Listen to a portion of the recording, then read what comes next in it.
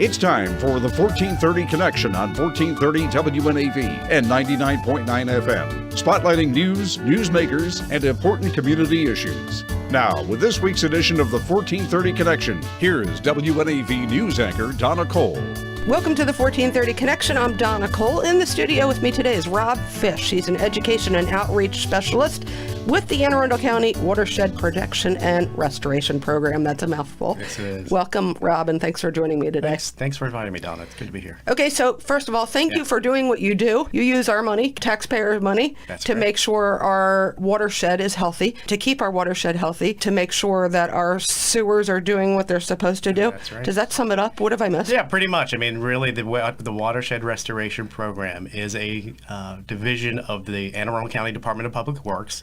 And yes, we are in charge of making sure that all of our creeks, streams, and rivers are clean and that we are meeting our permit obligations throughout the county. So that's really, in the large grand scheme of things, yes, we do storm drain projects to help meet those obligations, but we also do watershed restoration projects such as stormwater pond retrofits, outfall restorations, and of course the big one which everybody really hears and sees about are the stream restoration projects that we have going on. So we use that three-pronged project or process to get through what we need to do to get through those permit obligations. And while some people might not realize the impact all of this is having, if they wanted to take a ride out on the South River and saw the number of dolphins that visited the South River this past summer, yes, or more currently, right now in the middle of winter, take a ride up to the headwaters of the South River and see the huge number of nesting bald eagles that are up there. This is kind of because of you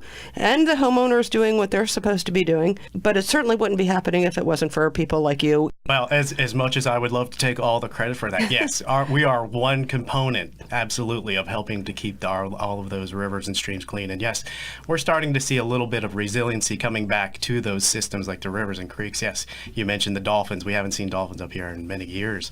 And it was great to see, good fun to see people out there taking pictures of it. I didn't get to see them, but there's always next summer, right? And it was interesting how they kept around for a little bit, went up the South River, absolutely, the West Road River, and then I think pelicans now too on the bay. Yeah, pelicans in the bay at the Bay Bridge now, hanging out. It was so we're starting to see those impacts of clean water. Of clean water, yeah, the ones that we like to see. And again, it's definitely a team effort to get all of this done. We're definitely a big component of that. We have nonprofits that we're working with. Beyond that, we have our wastewater treatment plant program. All of the major wastewater treatment plants in Anne Arundel County have been retrofitted with the newest enhanced nutrient reduction processes, so to speak. And I think the last final one is actually Cox Creek, which is actually the largest capital project that the county has ever undertaken in its history. That is actually wrapping up also this month. So less nitrogen. That's it. Yeah, and that is a huge impact on our water quality. Nitrogen and phosphorus and sediment are the big three that we are concerned about through our permit. And that wastewater treatment plant retrofits is a big component of getting those numbers down in the systems that we're working in. And for homeowners, what they can be doing if they haven't already when their septics start to fail, sure, not waiting for them to fail, but if they have the capability to replace them with newer, better, less nitrogen. Yes. Absolutely. There's about 40,000 septic tanks still in this county. Our goal is to retrofit at least 20,000 of them to the newest nutrient reduction technology, or either hook them into the public sewer where it's appropriate. Mm-hmm. And the Bay Restoration Fund does have monies available, and that's run actually through the health department. They offer sometimes have the grants available to homeowners to transfer either to the local public system, right, the sewer system, the sanitary sewer system, or even convert their on-site technology to more advanced. And you said your goal was to get 20,000? That's the goal through what we call our watershed implementation goal program. As in like for 2016? It's a larger document that runs many years out, up to 2025, I think, at this point, or 2019, where we have the three-pronged approach, so to speak, of stormwater retrofits, septic tank retrofits, and the wastewater retrofits that I spoke of, which are pretty much done at this point. So Right. we're still really working on the stormwater side and the septic side with the health department. All right, very good. Let's Yeah. take a short break. When we come back, more about what we can all do and what you guys have been doing. This is the 1430 Connection. We will be right back.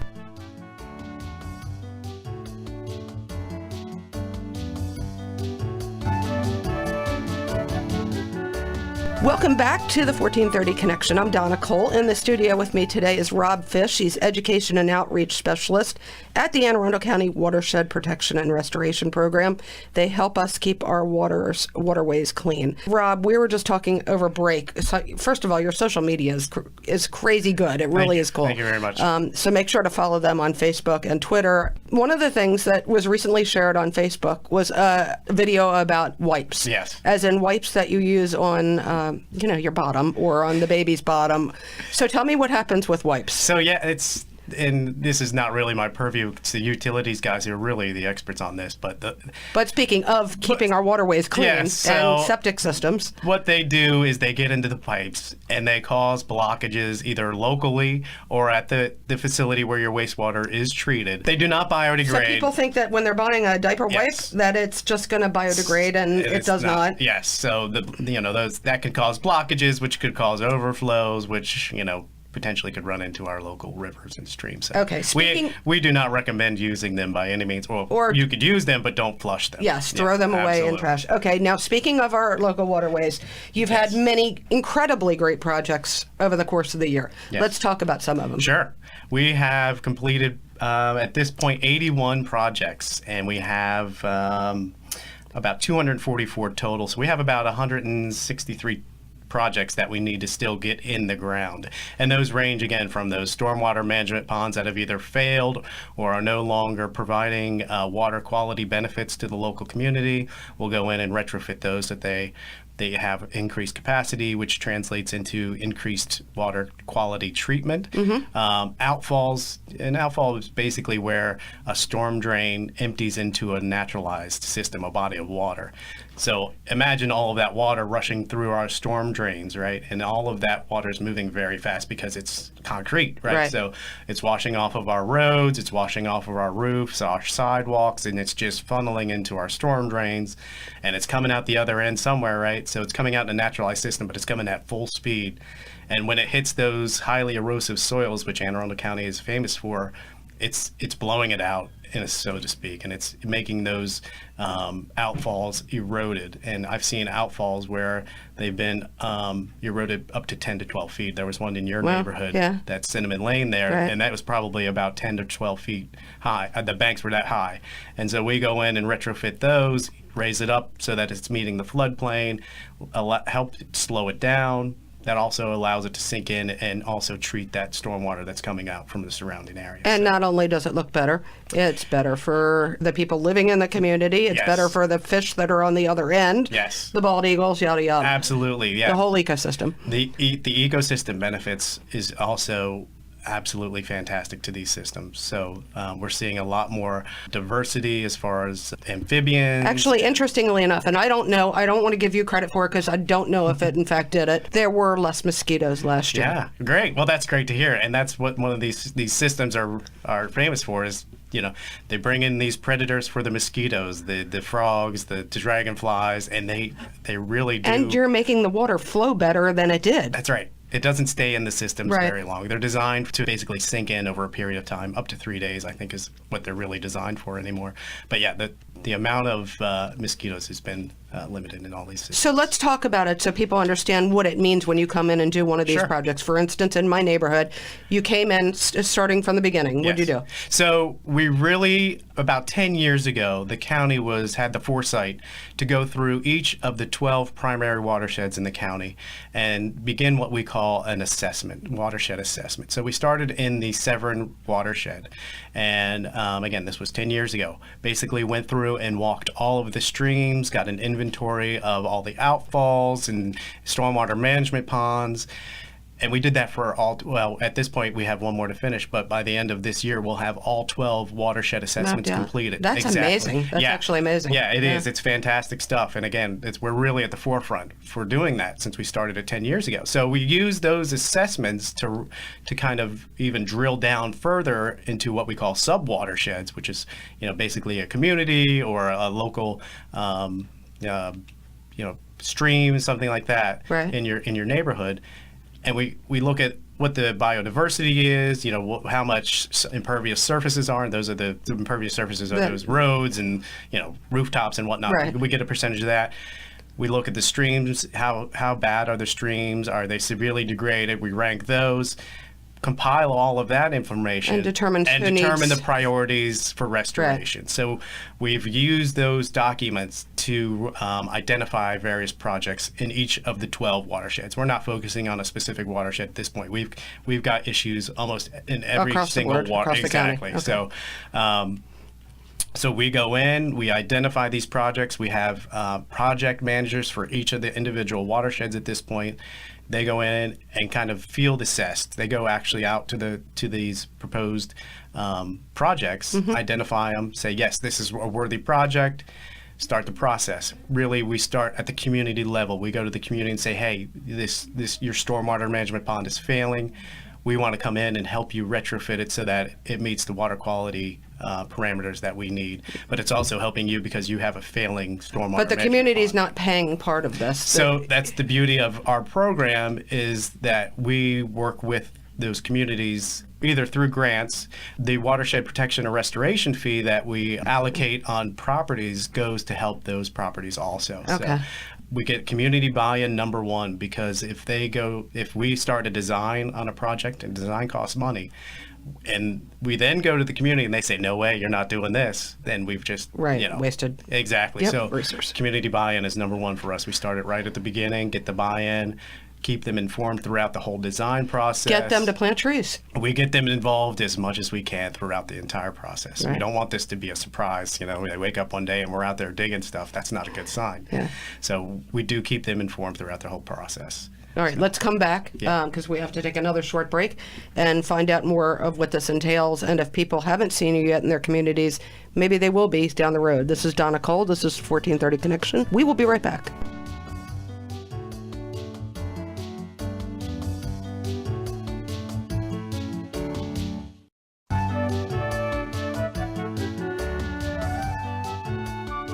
Welcome back to the 1430 Connection. I'm Donna Cole. In the studio with me is Robb Fish.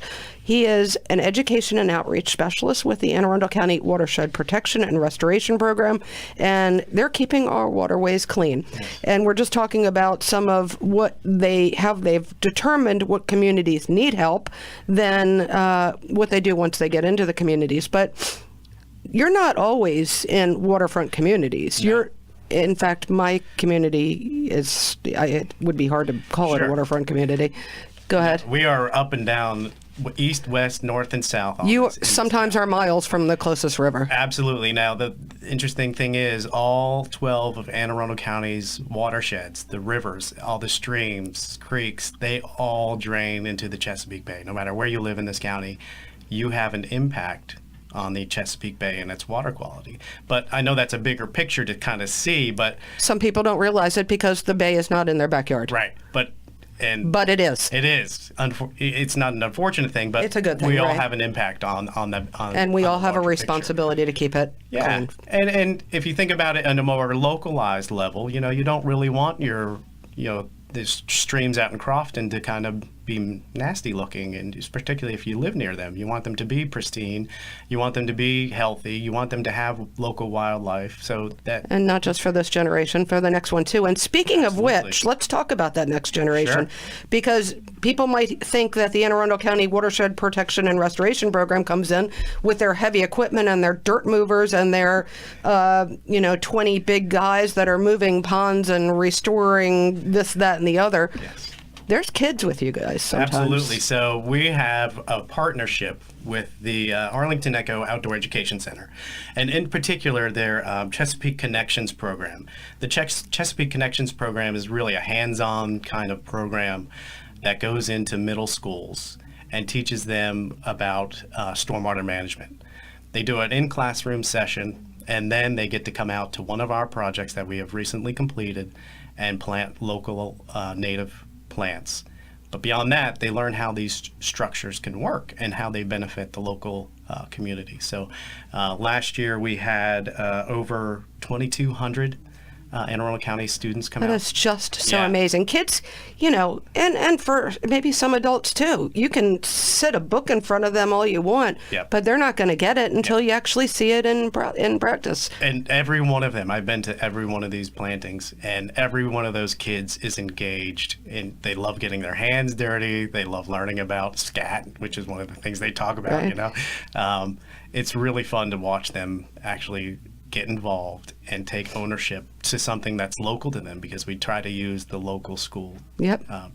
that's closest to the project. So Very cool. Coming down the road, what projects do we have up ahead? yeah, we have some really good projects coming up. We have several stream restorations. We have a stream restoration by the hospital hill, by the Anne Arundel Medical Center, where we're Thinking to myself, okay, where's the stream over there? yeah, it's you know, the right across from Oh, the yes, firehouse. I do, actually. Yeah, it's Cowhide Branch, which actually yes. runs into Weems Creek in Annapolis. We're getting ready to go in and do a large stream restoration there, but we're also going to be putting in a new fish passage. Easy for you through to there, say. Yeah, woo. See, the fish are passaging through is that directly across from the firehouse? Are there fish in there? Yeah, further downstream there will be, yes. Okay. And then up in Glen Burnie, we have a large project. They have a probably 2,000-foot concrete channel running in the community, which has just been flowing, you know, flushing fast water to the local stream and eroding that out. We're going in and taking out this concrete channel and putting in a more naturalized system. It's called Furnace Branch, which is something you've probably heard of. It's a very historical stream up in Glen Burnie, so we're getting ready to go in and So from an impervious surface to a pervious surface. that's correct. Okay. That's correct. The whole idea to our program is to slow it down and let it sink in. And that, number one, is creating capacity for these increased storms that we're seeing. So you don't get as much flashy water out of these systems. It's being able to be held into these systems and Right. allowed to infiltrate. And it's reducing flooding in these communities where there previously would have been. So. I was just thinking of Ellicott City, actually, Yeah. because one of the things that people pointed to was the amount of development up top. Yeah, yes. So these systems are designed to capture all of the impervious surface water. Well, Rob, thank you again for doing what you do. I appreciate you being here today. Happy to do it. I appreciate you inviting me, Donna. And make sure to follow the Anne Arundel County Watershed Protection and Restoration Program on Facebook and Twitter.